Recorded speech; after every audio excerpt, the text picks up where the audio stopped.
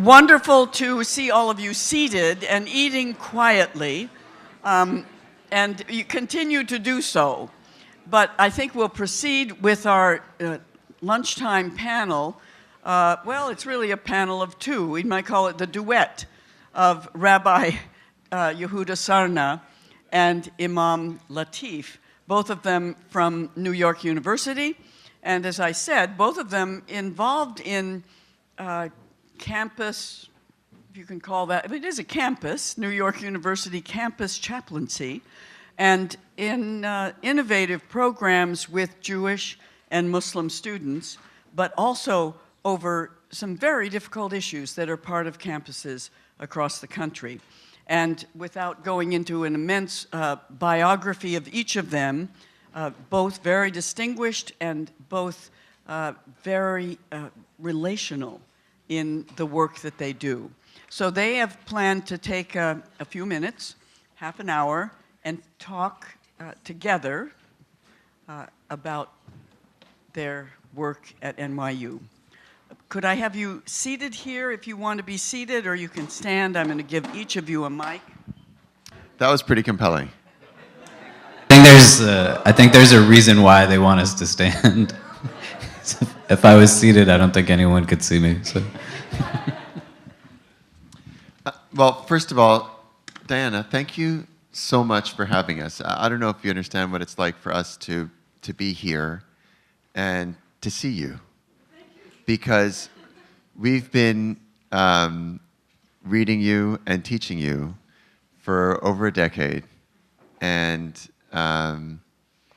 you're a titan in our eyes, and a pioneer, and one who has provided the intellectual framework for our work and for the work of so many others. So as you're celebrating the 25th anniversary of the Pluralism Project, I just wanted to say that our conversation, you should take our conversation as something of tribute, because you've done it.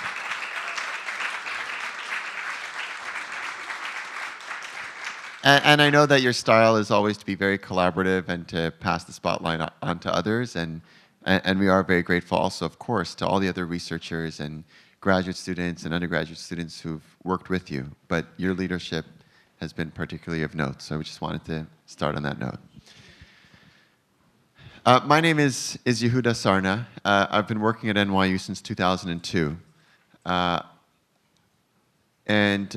Over these past 15 years, we've observed something of a transformation of the campus climate. And one of the things that's really come into focus for us in being at a campus in the shadow of what used to be the Twin Towers is that the miniaturization of the world is bringing us into contact with more and more cultures, with greater and greater frequency, and with higher and higher stakes. And the essential challenge of the 21st century is to figure out how can we remain rooted in our own identity while somehow being respectful, accepting, and learning from others. We're not going to be able to get away from that. And there are going to be people who will opt out and will prefer either a fundamentalist or isolationist approach, and others who will opt out by relinquishing whatever it is whatever tether they had to a sense of group identity. But my conviction is that there's got to be that middle way, and that's a skill, not a born talent. It's a skill that can be taught. And I believe that now, more than ever, we are at an inflection point, a point of urgency, a point where our university campuses are harboring populations as diverse as have ever been seen. And for many of the people who are coming through coming through campuses, it's the time when they are likely in the most diverse environment that they will be in their entire life. And so therefore, this is the moment where they can either be taught how to engage while remain firmly rooted, or they can be taught that the world will remain balkanized, that the world will remain fragmented, and that bridges are more easily destroyed than built. And so I wanted to ask Khalid, and we've been working together very closely for the past 10 years, 11 years, just to share a little bit about what makes this moment so urgent. Yeah, well, thank you all for having us, and to echo Yehuda's sentiments. It's truly an honor to be here and to also meet you in person. I'm usually just in one kind of emotional phase, which is just extreme stoicness. This is me really excited. I think where we're at right now is a very critical juncture, as Yehuda said. The idea that our work, positions itself around faith and spirituality, can be something that, if we look at it with a little bit more nuance, fits in more broadly into a lot of the conversations we see taking place on a national level.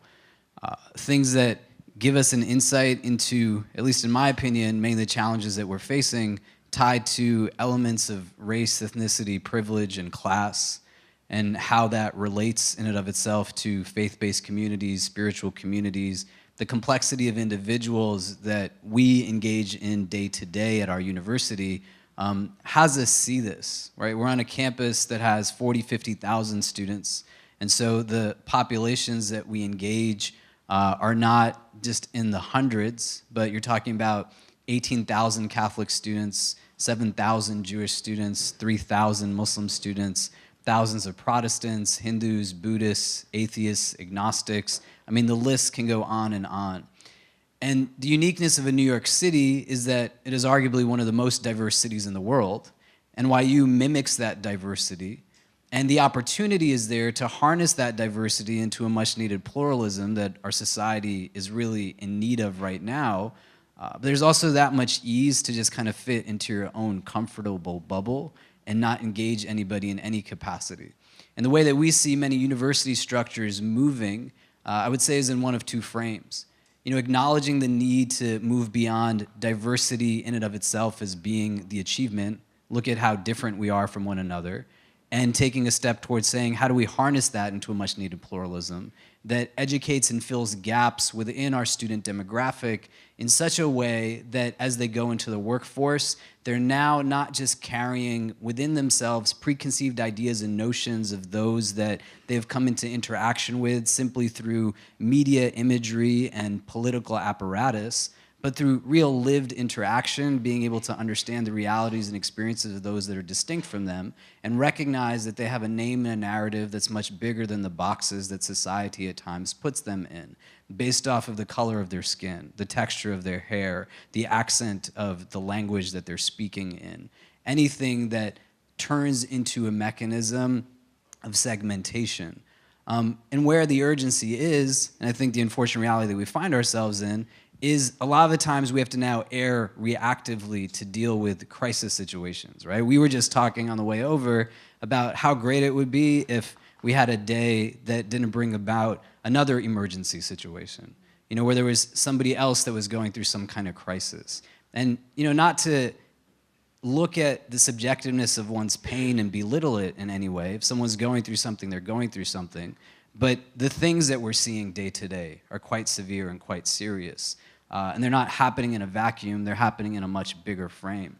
What we try to teach our students is that their engagement of the other is not necessarily tied to just mere moments of interaction, but for them to be able to recognize and understand how the power dynamic necessitates them at times leveraging their own privilege in ways to serve those that are more underserved. So I'll share a couple of anecdotes with you to kind of illustrate what it is that I'm saying and where we're kind of at, especially on a campus climate level.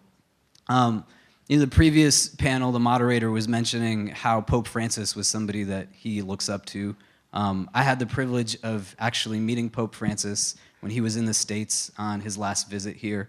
He and I spoke together at the Ground Zero Memorial site to an audience of about 400 people, city officials, celebrities, activists, faith leaders, but a global audience of the millions as something only the Pope could really command. And to be with somebody like this was most remarkable. I mean, an individual who understands what his set of values are, what his principles are, and how his existence is not really feeding into a simple egocentricity, but how he can uniquely tie and touch so many beyond his primary constituency. And a lot of people asked me after he and I had spoken together, what was it like to meet the Pope?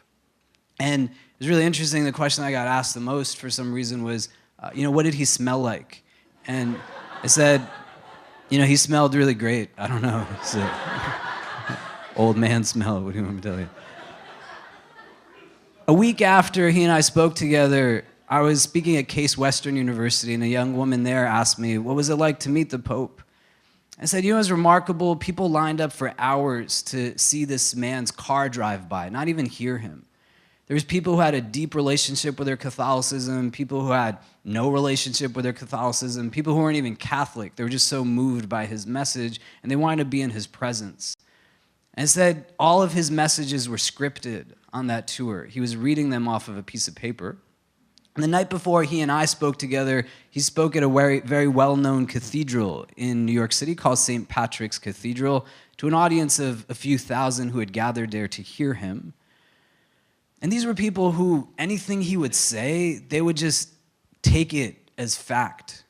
Things that they would pass on to their children and their children's children, just to be in his presence, to hear him speak, maybe even get to shake his hand, talk to him for a few seconds. And I said that night he decided to go off script. And he started his remarks by first praying for 700 Muslims who had died that morning while performing the pilgrimage to Mecca, the Hajj. I said to that young woman, why do you think he would do something like that? He's in the city where the 9/11 attacks took place. The relationship between Muslim community, law enforcement, governmental apparatus is tenuous at best. Nobody would have faulted him had he not done it. They wouldn't have said, I can't believe you didn't pray for those Muslims. What's wrong with you? He simply did it because he felt it was the right thing to do. This is a man who chooses to eat with the homeless rather than politicians. A man who asked his global constituency to take in Syrian refugees when many of the world's leaders, including elected officials in our own country, were looking for every reason to keep them out and are still doing so. A person who understands his existence as being much bigger than he himself.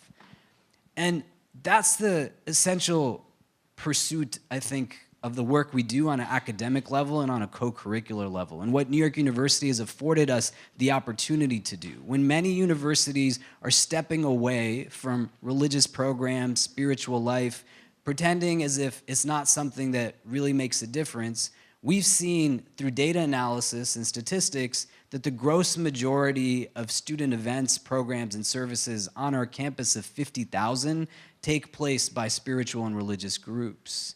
And the way that we can harness organically their coming together and allow for them to now carry themselves not through a uniformity of the external, but a uniformity that's internal through multiple points of interaction that allow for them to engage the other in meaningful ways is what it is that we're really looking to do. And when you juxtapose the example of a Pope Francis to the realities of racism, hatred, and bigotry that we see deeply embedded and entrenched on individual as well as systemic and structural levels in a lot of the institutions that we surround ourselves in day to day, that's what these students are getting bombarded with. And the challenge isn't that there is people who are informing them in such a manner that pushes them further away from each other, but there's seemingly more so a shortage of individuals who are telling them that even if they don't buy into that rhetoric, they have to speak out against it. And so I wanted to share with you one example of a young woman who just yesterday had reached out to us on our campus, a sophomore at NYU. She's a Muslim girl. Her name is Esma. And, some of her language is a little explicit, but she's not speaking in her own voice, but of things that were said to her. And she said, today was the toughest day that I had, meaning yesterday, maybe ever. This morning started off with a man tailgating me for about 5 minutes, only to pull over next to me, curse me out, yell racial slurs at me, and tell me to go effing back for another 5 minutes. I filed a police report, cried it off, and went on to class. Then I walked into the school, as I always do, and entered into an event that was hosted with a speaker by the name of Anthony McCarthy called The Changing Terrorist Threat, 15 years after 9/11. In hindsight, I don't know how the university could have brought him in. It was the most demeaning, derogatory, bigoted talk I've been to, and I was only there for the question and answers.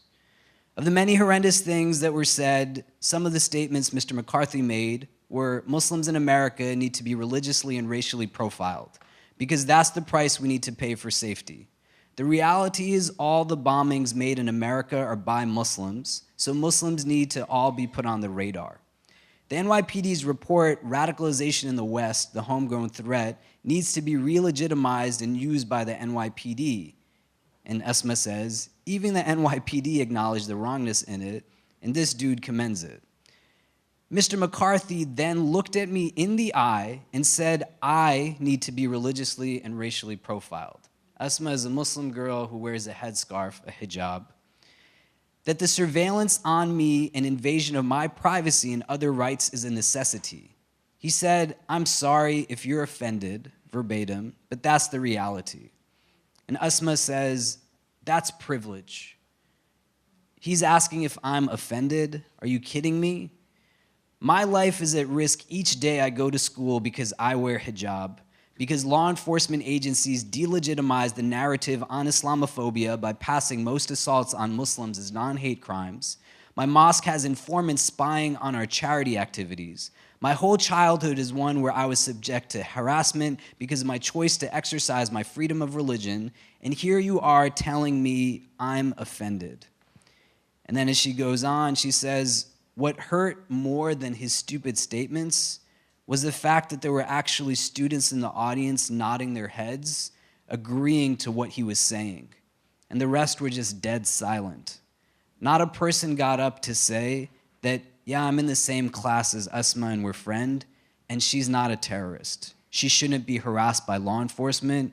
You know, she's just a human being like us.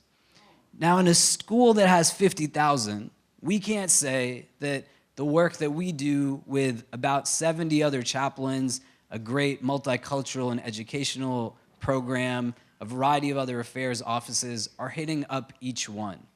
But the direction that we're going in is to be able to acknowledge realities like this, the impact it has on students, not just in the moment, but in the long term, and beyond the direct recipient of that kind of rhetoric, what it's doing in terms of real socialization and awareness of those who are kind of sitting there. And what we've seen in the last 10 years that I think is remarkable is that there's that many more students now who are speaking up, who are understanding that they don't have to be a woman to speak up for women's rights, they don't have to be black to speak up for black people's rights, they don't have to be Muslim to speak up for Muslim people's rights. An attack on any of us is an attack on all of us. And I think the university affords for us that unique ground to really be able to come together and have those conversations, not just on a surface level or more theoretically, but then add in elements on a co-curricular level that help to fill in gaps that exist just in terms of real exposure to diversity at every frame, so that as we're putting students out into the workforce, the tables that they're sitting at now that'll impact policy and institutional development have present not merely those who are not physically there in the form of preconceived ideas and notions, but the best perspectives that we could have of them so that we don't see infringement on a day-to-day basis as we do and inequity as we do. So the key question is not how do we stop things like this from happening? That is a very important question. But the reality is that when the temperature in the political culture in our country rises, these kinds of things are going to happen. The key question is how do universities deal with this? So this student felt comfortable enough to approach Khalid, who is recognized as a university chaplain. Khalid, in turn, sends this, it was a Facebook post. He sends this, it was around 11 o'clock, 11:30 at night, to a team of deans and vice presidents with whom we work regularly, who know that Khalid who know that Khalid is not, he doesn't cry wolf. He's a serious person. He's not bored. He's got plenty of other work to do. If he's emailing them at 11:30 at night, it means something is important, which then sparks an email thread which goes through the night. Okay, 11:30, 11:53, 12:30, 12:18, 12:30, 4:28 a.m., 6:35 a.m. through the night. Of how are we going to deal with this? That's the key. Because we know that there are many universities that when something like this happens, a student will not say anything. Or they will go back, they will try to find a safe haven among their closest friends. Or they will call their parents and say, I don't know what to do, this happened. But is there a channel? Is there a channel through which a student could go and say, there is I have a religious role model, there is a paid staff professional who has the respect of university administrators, whom if I tell them something, I have the confidence in them that they will stand up and communicate what it is that I endured. And that, furthermore, there's the confidence on the part of that leader that as they approach the university administration, that the administration will do something. So there have been 4 elements, I would say, over the past 10 years, which have contributed at New York University to a change in system. So here are the places that there have been, the 4 places that there have been disruptions, if you will, and the creation of new systems. One has been in the very landscape, the real estate of New York University. There was an opportunity to build a new building right on Washington Square Park, which is the focal point of NYU's kind of city campus. And the decision was made to create a global center for academic and spiritual life, which houses, right at the center of NYU's campus, all the religious, spiritual student clubs at New York University. It is the hub of activity for all the 70 affiliate chaplains. It is the meeting ground, not just for these individual student faith organizations, but for student clubs which pull those together.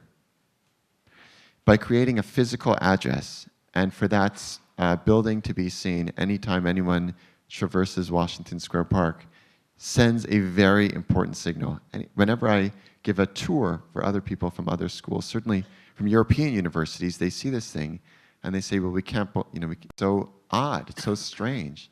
I mean, it's one thing for universities which are historically, were founded as religious institutions to have a chapel or a kind of a center right at the middle of their campus. But for a multi-faith space to be built is quite a statement. So that symbol has been very important. The second area we've begun to disrupt is the academic space.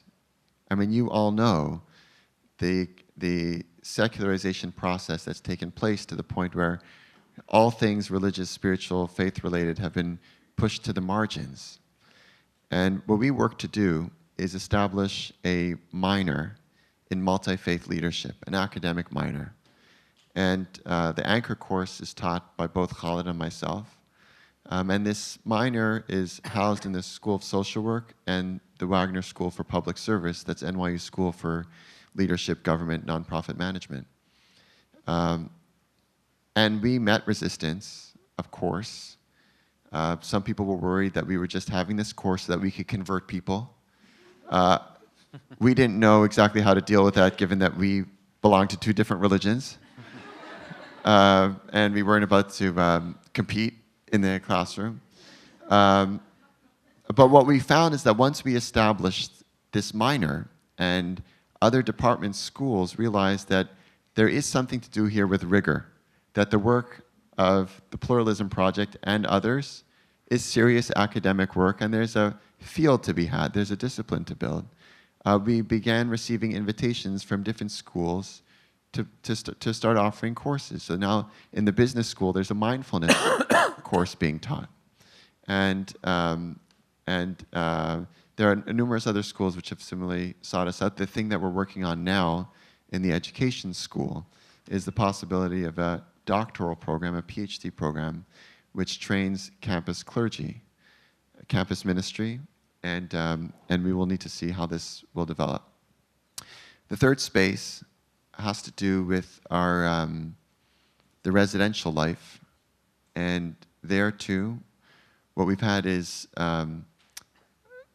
NYU has these themed floors, and one of these floors is, in fact, spirituality in the city. What makes this unique is that both Khalid's family and my family live there. And so you have to think about, as a college student, what it's like living on the same floor as a rabbi. You know, when this building first opened, they asked my next door neighbor what he thought about this, and he said, well, the truth is, he said this in the school newspaper, I don't really like it because now I'm still doing all the same things I would normally do, but now I feel guilty about it.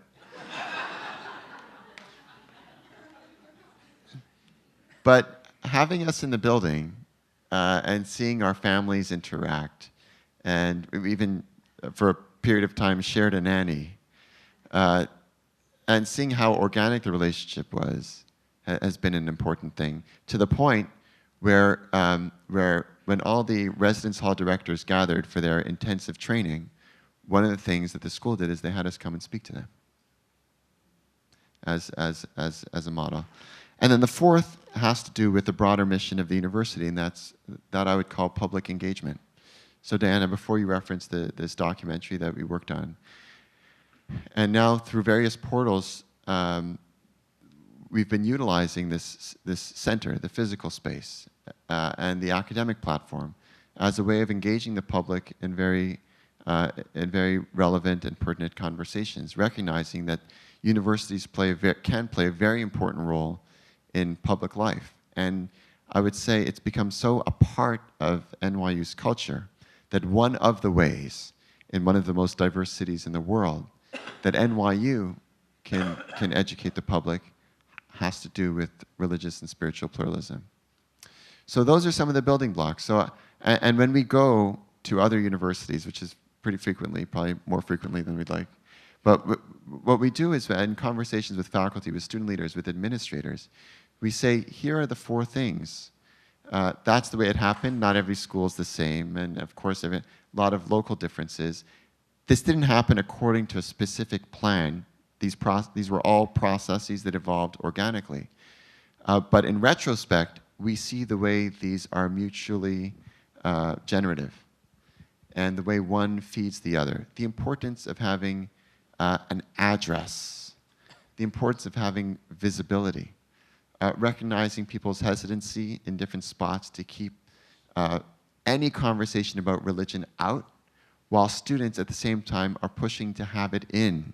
They want to be acknowledged as whole people. And these are the elements. I think that is the key question. Yes, things like what Khalid described are going to happen, but the question is, are the systems in place to deal with it? I don't know how much time we have left. Good, but you know, Colin, if you want to add a few more remarks, and then I think we wanted a few questions from people who are really eager to hear from you as well. It's just the last piece before we open up to Q&A is, I think, beyond the kind of reactive mode, what we find also is just the opportunity to do really beneficial work. So we're not just teaching our students and our campus community to kind of be there to deal with all those things that are wrong and terrible, but also to be able to then utilize the unique relationships that they form with those that they could fully get away with not building those relationships with, and to leverage them to do productive, beneficial work, right? So it's one thing to say, speak out against that which is not good, but also, in the most simplistic sense, to go out there and do those things that are good. And what we've found when we've been engaged by university administrations other than our own, invitations by student affairs officers, provosts, etc., a lot of the time when they deal with this frame, if at all, is usually to try to de-escalate some type of problem. That's the only time it comes on the radar. They just want the problem to go away. Yeah, so it's like, how do we fix this, right? It's like, come here and tell us. You know, we're like, oh, what are we going to tell you what to do? And that's part of the problem. And I think having a robust institution that allows for you to think strategically in the long term lets you preemptively deal with many things, even when it goes into crisis mode, and not have to restart everything because you're now utilizing religion in a different frame. We don't do so much that emphasizes, theological or legalistic kind of frames of interaction, but our primary focus is to look at religion beyond a phenomenon, understand that it is a tool by which society is engaged. It's not going away, much to the dismay of many people or their projections. So how do we harness it and turn it into a mechanism that's a positive force in society? And the campus setting, the ideal setting for something like that, because now students are coming together and engaging each other in a very formative period of their identity. So I'll tell you when that incident happened here. I wrote an article which ran in the New York Jewish media, and the headline was "Right Spirit, Wrong Partners." And the idea was to say there has to be more conversation, there has to be more listening. The question is, who are you in dialogue with? It's extremely important for voices, for stories to come out. But if the conversation is framed politically, as someone was speaking about earlier, just the extreme binaries, you're not going to get anywhere. That's not a conversation. And what we see really in truth is that, of course, there are religious dimensions to the conflict, but the political conflict is not the same as the relationship globally between Jews and Muslims. And so, our work is mostly focused on having a Jewish-Muslim conversation, not filtered through the political conflict of Israel-Palestine, but instead to get people to know each other face-to-face, hear each other's stories, and for that personal element to then inform their political view. I don't know, Khaled, if you have anything you want to say about that. Yeah, I think one of the things that happens on our campus is effective conversation, as well as understanding around this issue and many other issues, given the dynamic that exists in terms of, I think, more equitable representation of underrepresented minority populations on our campus, right? So I'll give you an example. 3 summers ago, when the escalation of violence in Gaza, was what it was, populations decimated, homes are still, buildings are still destroyed. We had students who came to see me who were Muslim during our month of fasting, and they said, would it be okay for us to organize some type of prayer service in remembrance for those who have kind of been killed, right? Families, children, etc. And I couldn't understand, there was a hesitancy in their voice. And I would say, why? Like, yeah, of course, why would you not do that? And then the first question they asked was, well, wouldn't we get in trouble if we did it? And I said, why would you get in trouble? And then the second question they asked was, we don't want to get anyone upset with us. And that mindset has to be understood, because on a campus kind of arena in the country right now, there's probably about 2 to 3 dozen Muslim chaplaincies, many of whom are not funded in any capacity, institutional apparatus in the Muslim community for a variety of reasons, not for a lack of trying, but we understand it not in a vacuum, but the realities of relationship with government, scrutinization of charitable giving, detainment, deportations, etc. It makes it hard to build when the people who you think would have your back when you're building are the ones who are pushing you down the most.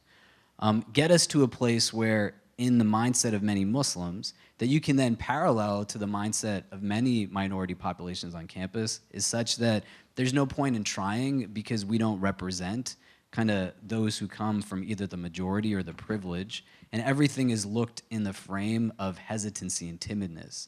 And I think what we've been able to do on our campus is acknowledge that there are multiple narratives tied to this issue, like there are in many different issues, but the ability to find even a starting point in the conversation necessitates that everybody has an equal place at a table, whatever that table looks like and whatever the format that it is.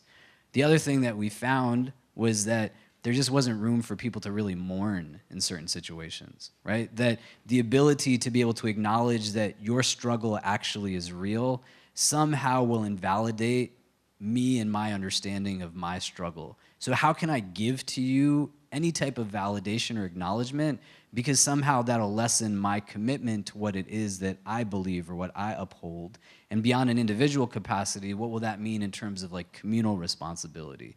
And I think where the strategy comes in terms of long-term engagement, not just in the aftermath of a conflict, you sit down and you talk to someone, but you build a robust relationship that lets you come to a place of recognition that at times, the conversations aren't even being had in ways that allow for us to think of remedies and solutions, because the people who are at the table having those conversations, they're not really considered to be equals in the conversations. And not even by the people at the table, but by individuals that are external that, you know, may or may not think it's the best situation. I'll give you one example really quickly, and I'm sorry I talk a lot. I was at a convening recently for a group of people who came together to talk about Islamophobia, anti-Muslim sentiment, editors of major newspapers, Congress people, politicians. We're having a conversation. There's a congressman sitting next to me, and a presentation was given on Islamophobia in the country at this moment, and the congressman responds at the end of it and says, "This is really great, but it doesn't acknowledge my fear." And he was asked, "What do you mean?" And he said, "For example, I would never get on Egyptian Air because I'm afraid that the pilot would fly me into a building and blow all of us up." And this is a convening of people who are working against Islamophobia, right? Just keep that in mind. So I'm sitting next to him. We're sitting this close. I started having a conversation with him, you know, going back and forth. The first couple of things he said, that makes sense, and he's listening. And then, you know, I said to him, "What would you feel if I said I wasn't comfortable around you as an elderly Caucasian male, given the number of people who fit into your demographic who have committed mass shootings in the last number of years?" And he got quiet and he said, "You know, that's very judgmental of you." And I said, "You know, but what's critical here is I don't want you to think about our direct conversation, the woman who is facilitating the conversation, standing in front of everybody, who is the convener. Every time I spoke, she would shake her head, and every time that the other man spoke, she didn't say anything. And now when we finished up, and she finished it quite abruptly, where I felt we were getting to a place in a conversation,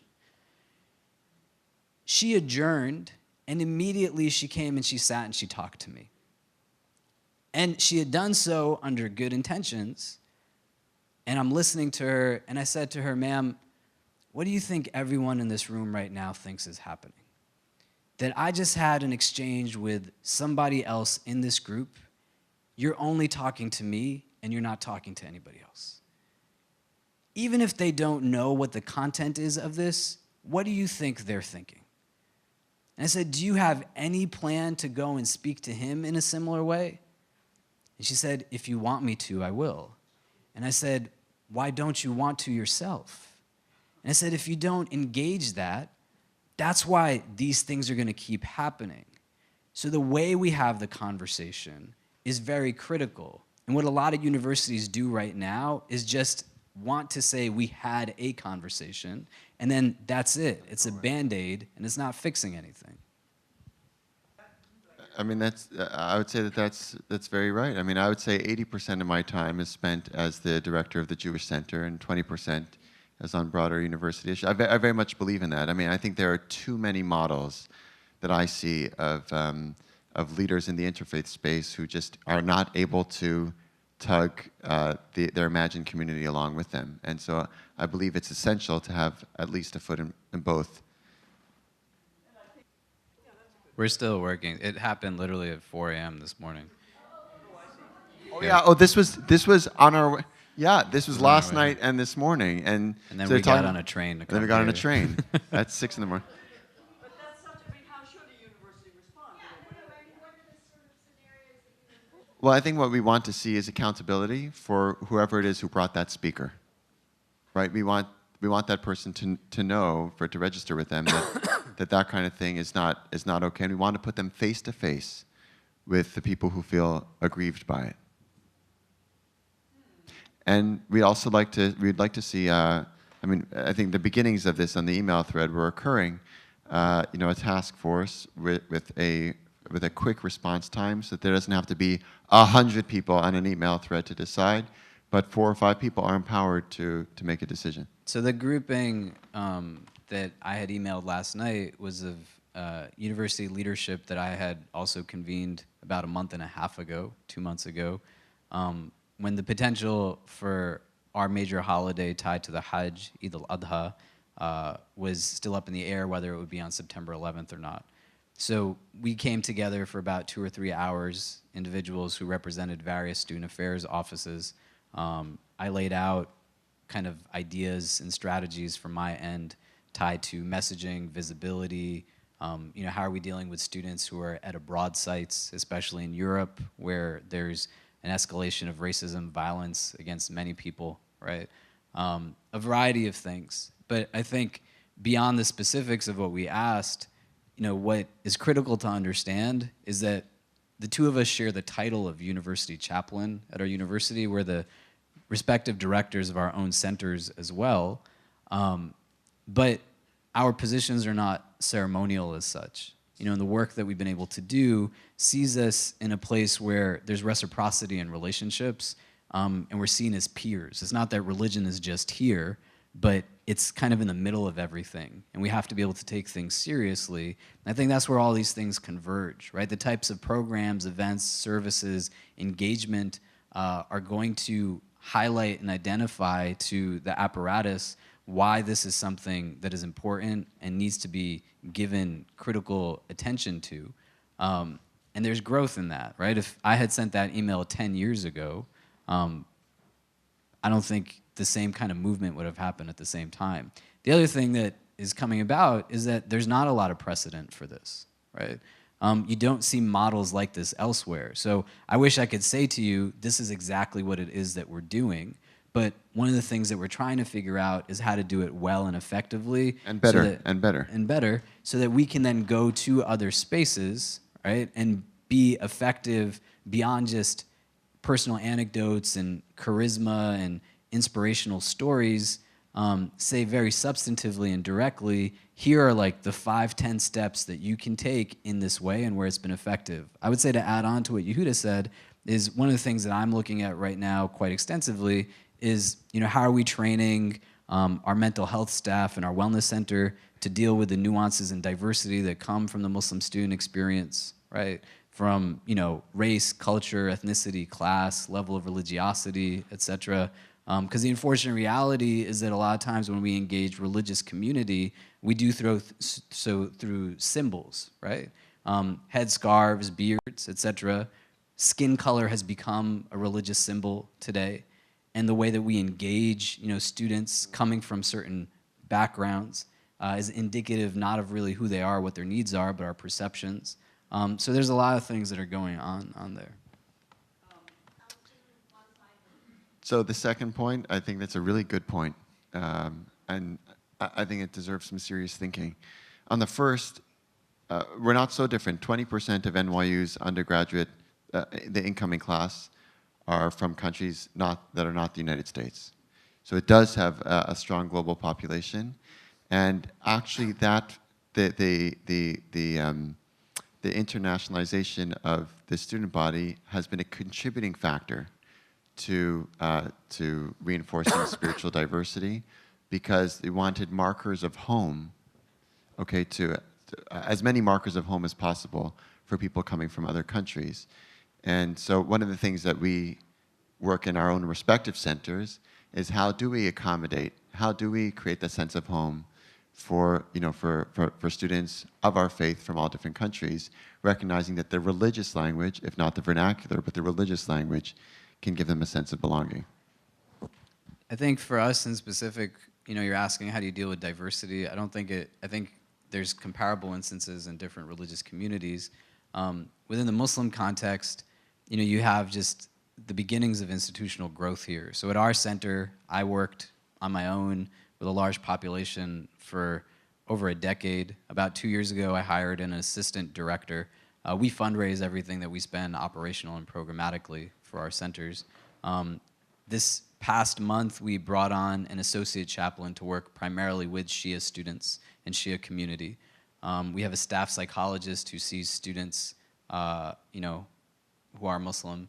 And I now have 3 undergrad staff and 3 graduate student staff.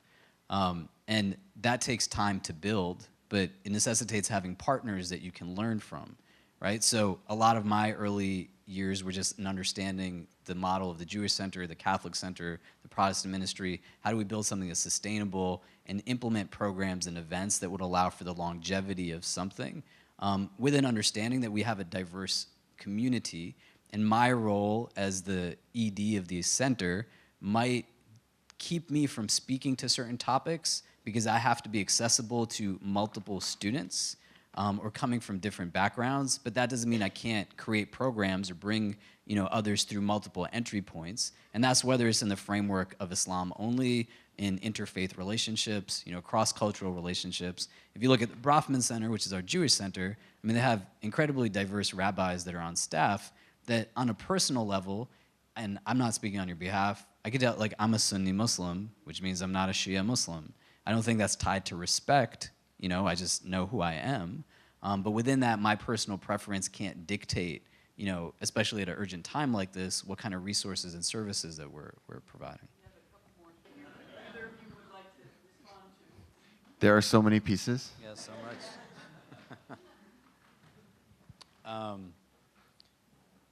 If you give me like a second to process, just to kind of think about what would make the most sense. I think I don't know because I'm not at your university, and so I don't want to sit here and say to you, go and talk to these different offices. What I would say in the frame of, working in Muslim chaplaincy and speaking to another Muslim chaplain, the way that you kind of indicate to a broader apparatus your presence being of value is have a baseline understanding of programs and events that you would do that if 5 years from now you weren't there, it wouldn't just be Muslim kids who would say, no, we need this to be here. And who are those people that you could partner with that you can leverage their power, their authority, their legitimacy, that in spaces where you're not given voice or given entrance, they're speaking on your behalf and in the most positive of ways. And that might necessitate cutting out certain things that you do now because you're thinking about it not just in the immediate, but 5 years, 10 years down the line. So there are certain things that I would have loved to do around student leadership development, around religious services, around community service that I couldn't do in my first few years working at NYU because I had to be able to figure out in a city where everything is so expensive and it's not easy to be Muslim, how do you get to year 10? How do you get to year 20? How do you get to year 30? And you'll get pushback from people because they'll want you to do things in the immediate. So the second thing that I'll say, there's not a direct answer, and I'm sorry, I know I talk a lot. You have to have really good self-care habits, right? You have to be in a place where you're going to absorb a lot. Students are going to come and talk to you about their problems, their issues. They might not understand why their pain is real and there's not resources for them at hand. And if the only resource they have is you internalizing that, plus you have the frustration of individuals who have no cultural competency, no sensitivity, or they'll just tell you straight to your face that this is not important to us, not having outlets for your own ability to synthesize is going to make it that much harder to get to year 10 and even beyond it. And people who bring others who do promote hate speech should also be told that other people don't like that. Meaning that the expression that what you did deeply, I'm not saying you personally, you understand? What you did deeply offends me. And I have the right to now tell you, and I can expect that you can sit for an hour or 2 hours, or as long as it takes me, for me to say why that really bothered me. So I really believe that the freedom of speech should come with the responsibility to listen. So if you bring someone who's deeply offensive, you need to fully expect that censorship is when you actually prevent someone from coming. But saying that you don't want someone to come, that's also free speech. Yeah, and don't leave the Christians out. Okay. Yeah. All right. Yeah, don't leave the. Yeah, and I hope that you understand as a framework where, you know, I mean, the work that we do is not just relevant to our two own. Obviously, it's university-wide, but many students experience a kind of gap or crisis where they feel like I'm having this kind of experience at school, and I'm having a different kind of conversation at home, and I don't know what from school I can bring home and what from home I can bring to school. And I think that that is actually productive kind of discomfort if it's guided. I think what we also offer to our students, though, is modeling in leadership, right? So, you know, the man that I'm blessed to work with has stood with the Muslim community at numerous times when people have told him not to, right? And it's not just working with him. The Catholic priest at NYU, who was a mentor to both of us, who has since retired, I mean, at times when literally his parishioners were sending him death threats, saying we won't come to church. I mean, there's times I would walk down the street with him, and he would ask people, you know, I haven't seen you on Sunday at church anymore, and they'd say, like, what church? And they'd be like, what do you mean? There's this big white church there. We used to lease space in the building, the basement of it. And they would say, that's not a church, that's a mosque, right? But I think to exemplify leadership in certain ways, so on the academic level, engaging in the theory, implementing a pedagogy that allows for that type of understanding to be in a classroom environment, but the co-curricular elements allowing for us to now show them actually how to do this in meaningful ways so that they can in turn start to carry it out. And I think the advantage of being in a university setting is that we're getting people from all over the world, and they're bringing global issues from everywhere, but we too then are privy to conversations beyond our campus community that have us now speaking in places where we might be the only ones of our background, but it's starting to set a certain standard and impact in different ways. And then our students are being encouraged to go into this line of work, not in the form of clergy per se, but through whatever professional pursuit they're seeking, understanding that this isn't an add-on, but it's something that has to be very much synergized. And we see it, and one of the things that I think is really important to understand, our work is not Muslim Jewish specific, right? Our university, like many universities in the country right now, are having very difficult conversations just around diversity on a whole and how that ties to elements of race, ethnicity, and privilege. And it's not to be redundant, but I would tell you that a lot of the challenges that Muslim students face on campuses across this country have nothing to do with anything dogmatic, right? It's you know, it's not. It's a product of many other things that are just symptomatic of things that we're not having conversations about, but universities are now having them because they see the realities that are coming from it, and we're privileged to be in a place where we can participate in conversations much beyond our direct constituent base. I would say it's been a great privilege to have both of you here today. I want to thank you and also thank Farhan Latif, who is here. Farhan, would you just stand up a moment so we can see who you are?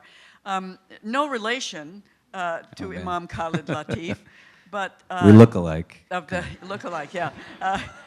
Both, and Farhan is with the El-Hibri Foundation that is responsible for enabling us to bring the two of you here.